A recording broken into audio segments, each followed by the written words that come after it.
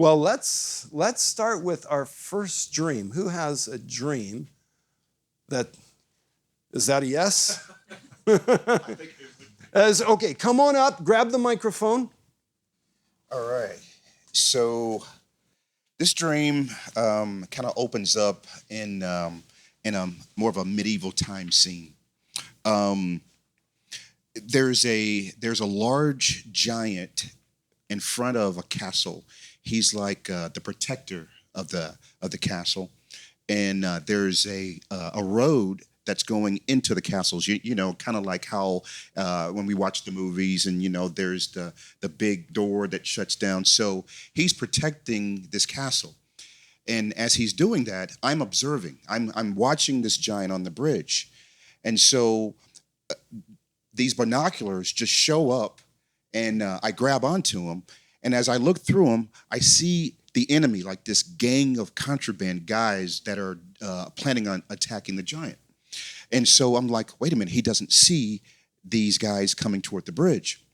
And so the giant's standing there, and all of a sudden this cup just appears, like a cup of water, because the giant is like, he's thirsty. He needs something refreshing. And so he's like, should I go after this cup? So he reaches for the cup, and as soon as he does that, a chain wraps around his arm, and it takes him into outer space. It just takes him, he's flying through the air. And I'm just watching him just go through the stars like, wow. So he gets up there, and he can't get free. And he's looking down at the bridge, and he sees the guys coming across the bridge, and he's struggling. And eventually he gets loose. He nosedives toward the castle, and he manages to land in front of the castle. And they look at him just stunned. And they're like, how did he get back? But this time he has like butter knives in his hands. Okay. So that's pretty much how it ends. And that's how it ends? That's how it ends. Okay. Dreams are so crazy. Anyways, thank you. Yeah. Okay. Yeah. So this is what we're going to do. So for you guys that are watching, go ahead and pause your video. Come up with your title. What are you going to title this one? What's your focus? What's your sub-focus? What's your details? And remember, one of the questions that we teach when we're teaching about how to interpret dreams, where is the dreamer in the dream? Is the dreamer the focus of all the activity? Are they observing, or are they participating in the activity? Because that's going to be key to understanding that. So if you forget to ask that question, you might miss the meaning of this one. When you're ready, go ahead and start your video, and we'll let you know what we got here in the lab.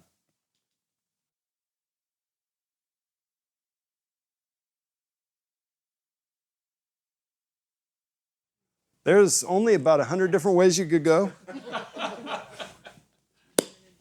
And I have no idea which way to go yet. So we'll see what happens as we diagram this. Yay! No, what's really funny about this dream is it reminds me of a type of dream that I have often. And I'm observing something, I'm seeing something play out, that type of a situation, and I can't place a context. I can't tell what it is. What am I seeing? Who is this about? What is this about? I'm seeing a story, and a lot of times it's just teaching me a spiritual principle that I need to know. So it's not about a particular person or a particular group. It's just, this scenario is going to be played out. There's wisdom here for me to understand. So I'm curious if that's what this is. Kind of feels that way, but we'll see as we diagram it. Because one of the fun things is you run into a dream and you have no idea what to do with it. The idea of a diagram is to help you to clarify and be able to see it a little bit simpler and make sure you don't get caught up in details so that you miss the main point. So, what did we title it? The guardian giant, or the giant. All right.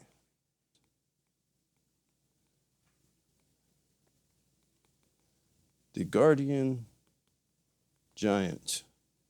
All right. So who or what is our focus? The guardian giant. The giant, yes.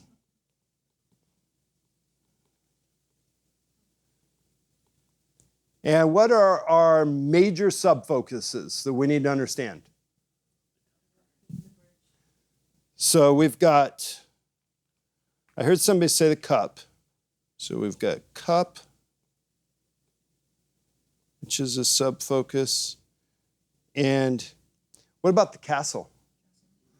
Yeah, because the bridge and the door are all about the castle. What's really important is the castle.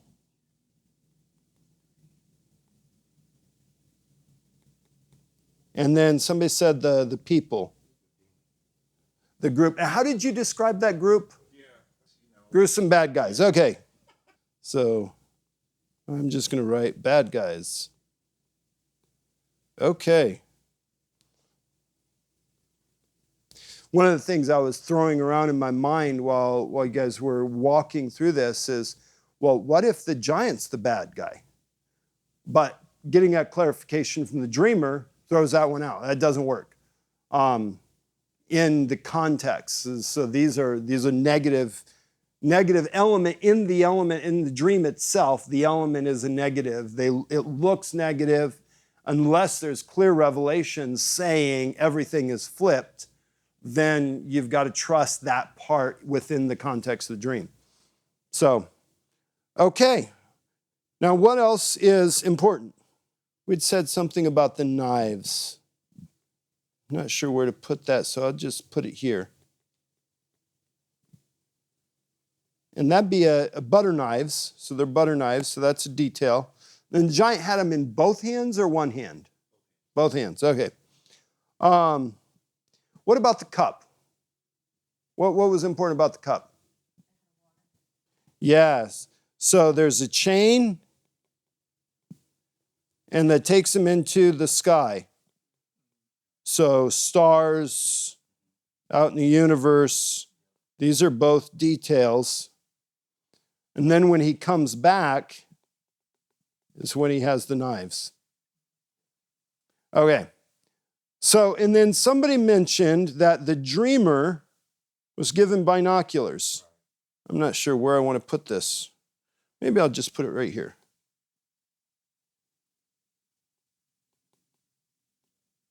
Binoculars. I can spell, usually. Except for when there's people watching. But okay. I think that's our major pieces that we have to get for this dream. So we need to figure out, well, do we need to figure out? What's the giant? What's the castle? What's the cup? What are the bad guys? We've got that. We're going to have the main point of this dream. So what might this giant, what are some things a giant might mean?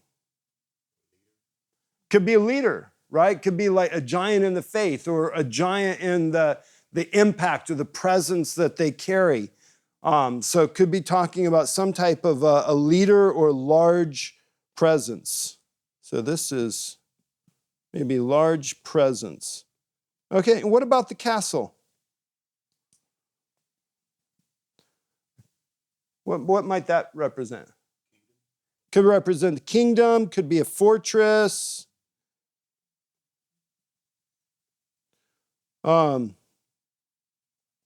It could be a stronghold. So the cup. There's a cup of water. What might that represent? Refreshment? Yeah, because he needed something at that point in time. So it could be some type of refreshing. So refreshing or refreshment. Either one. The bad guys. What would that represent?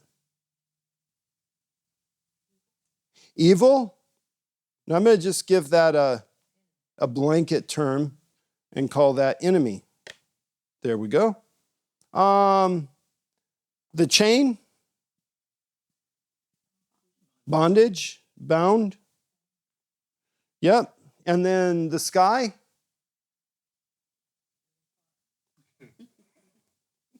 Yes, it's heavens. And why butter knives? That's what you want me to tell you, right? Why butter knife? So why butter knife and not a dagger? What's the difference between a dagger and a butter knife? Less lethal. Yeah, less lethal. One cuts, one one is spread. One is a normal eating utensil, where the other is more of a weapon. It's the oddness that it seems like he should have a weapon, but what he has in his hand doesn't seem to be much of a weapon. So that's that. Like, why is this not really, why is this a butter knife? Why is it dull? Well, that could be an interesting play in words. Why is it an eating utensil versus a fighting utensil? That's the questions that you have to figure out to put this together. Okay. All right, so do you want to take a stab at some of the meaning? Maybe the knives. Maybe the knives. Why don't you grab a microphone? We were just thinking maybe about the knives, the reason why it was butter knives. Proverbs speaks, it says your words were smooth as butter. Your words were smooth as butter. Knives often represent words, and now you've got butter. Okay. Butter is made out of milk, so it could be about the milk of the word, how he may have to approach the enemy on a different approach. So we were just thinking something according to that way. So maybe the knives are about how he's supposed to approach it. right, through the word. Through the words, speaking out smooth words. Right. Okay. Possibly. That's one possibility. Let's bring the mic right up here. Well, it was just a comment. Yeah. So, because in the dream, it seemed like the giant, if I remember right, Patrick, that the giant himself was like shocked that he had butter knives. It didn't seem like to help. Right. Was that accurate? Yeah. He's like, whoa, wait a second. What's this? Like, this is not helpful. Yeah. So, yay. Who wants to put it all together? Awesome. Ellen. Go out. Here we go. And get ready. There we go. We had really good discussion in our group, and so I'll give it a shot. But the key for me, if this is meaningful, is to ask, why did God give you this dream in the first place?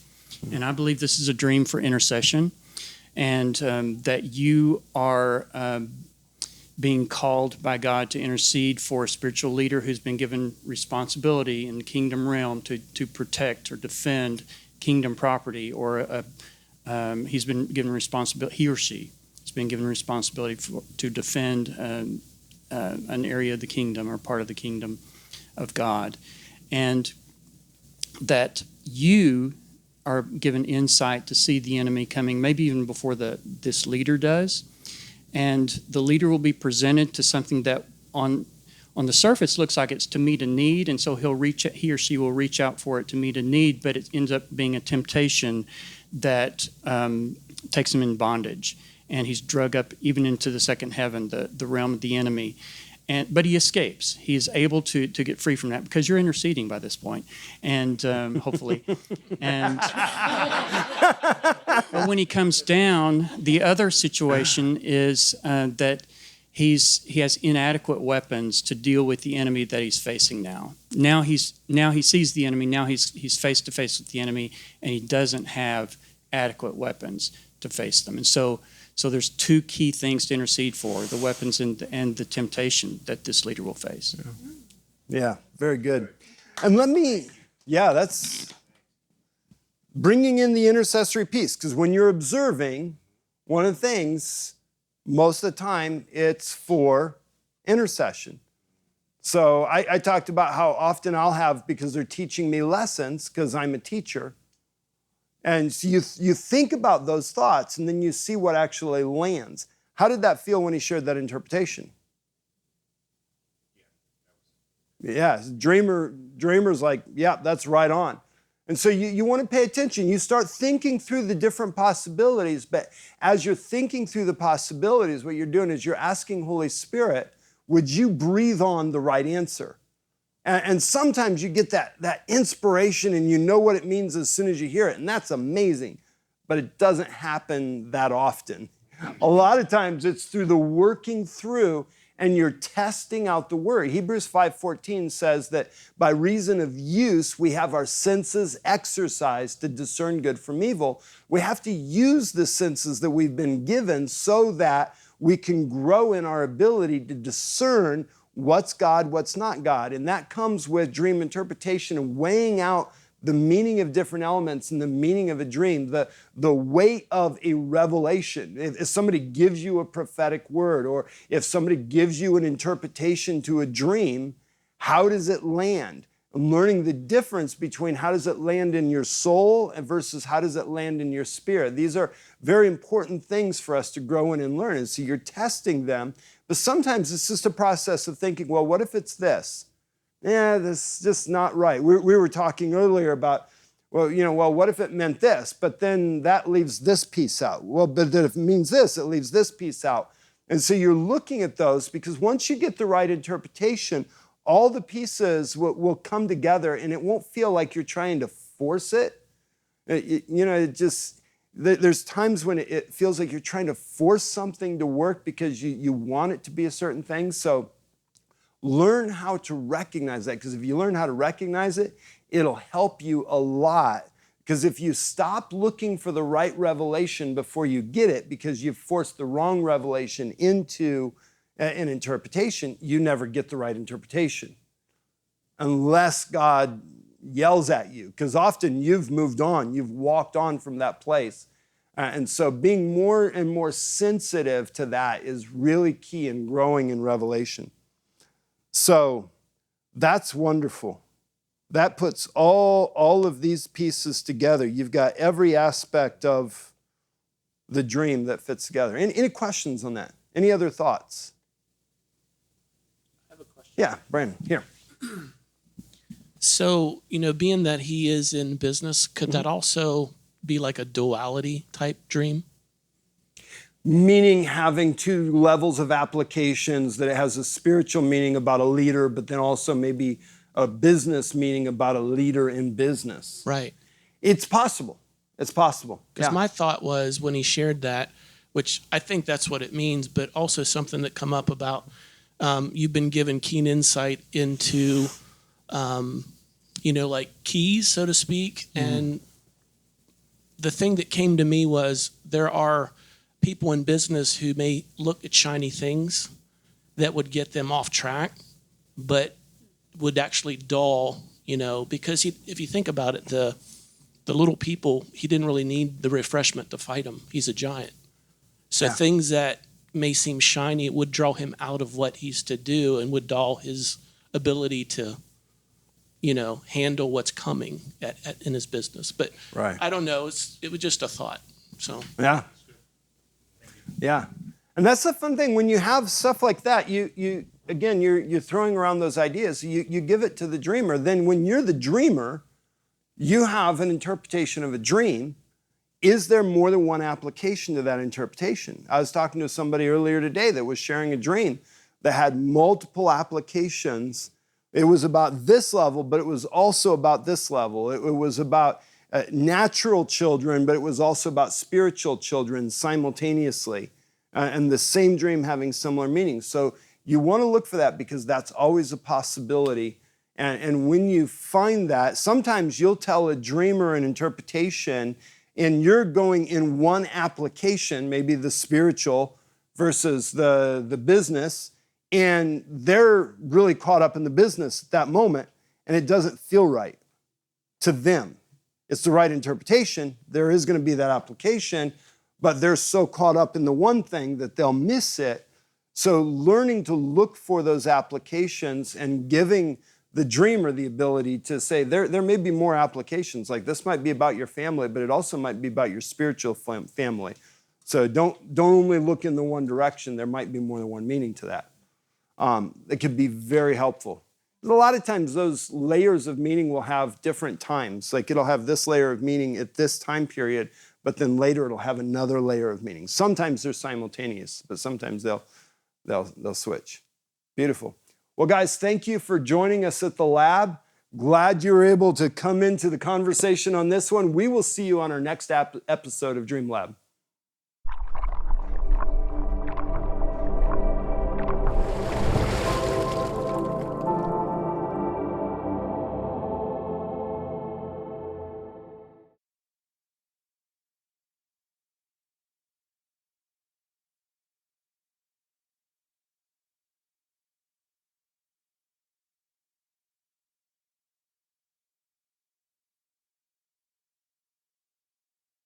sometimes you'll tell a dream or an interpretation and you're going in one application, maybe the spiritual versus the business, and they're really caught up in the business at that moment, and it doesn't feel right to them. It's the right interpretation. There is going to be that application, but they're so caught up in the one thing that they'll miss it. So learning to look for those applications and giving the dreamer the ability to say, there may be more applications. Like this might be about your family, but it also might be about your spiritual family. So don't only look in the one direction. There might be more than one meaning to that. It can be very helpful.